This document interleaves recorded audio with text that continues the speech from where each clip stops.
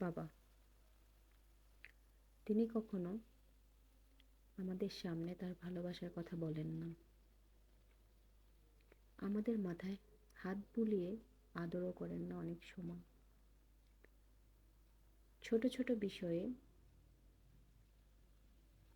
শাসন করেন, কঠোর হন। কখনো কখনো মনে হয় তিনি বুঝি আমাদের অনুভূতি বোঝেন না। আমরা ভাবি তিনি কঠোর, অনুভূতিহীন, আমাদের প্রতি উদাসীন। অথচ বুঝতে পারি না সেই কঠোরতাই ছিল মমতার আরেক রূপ। আমরা অবোধ ছিলাম, তাই বুঝতে পারিনি বাবার ভালোবাসা শব্দে নয়, কাজের ভেতরে লুকিয়ে থাকে। তিনি নিজের স্বপ্ন বিসর্জন দেন, আমাদের জন্য রাত জাগেন, ক্লান্ত শরীর নিয়ে অক্লান্ত পরিশ্রম করেন, শুধু আমাদের সুখের জন্য।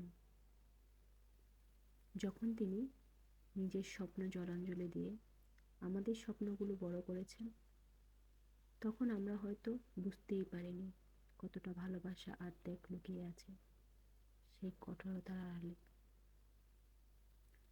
সময়ের স্রোতে একদিন আমরা বড় হয়ে যাই, বাস্তবতার কঠিন মুখোমুখি হই।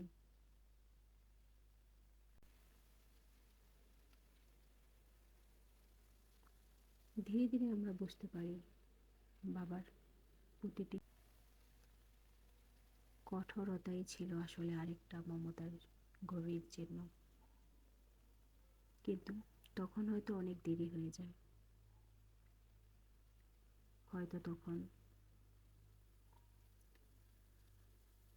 আর তার মুখোমুখি বসে বলতে পারি না।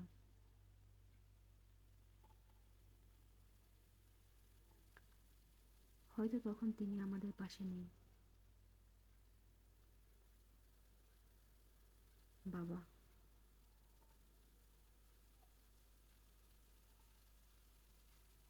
আমি বুঝতে পেরেছি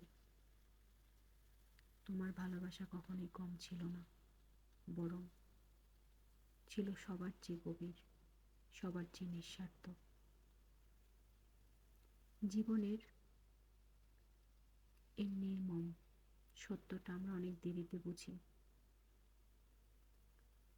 যখন তাকে জড়িয়ে ধরে বা বাবা বলে ডাকার সুযোগটা ফুরিয়ে যায়। যাদের বাবা জীবিত আছে তারা আলহামদুলিল্লাহ বলে যাবেন, কমেন্টে আলহামদুলিল্লাহ লিখে যাবেন।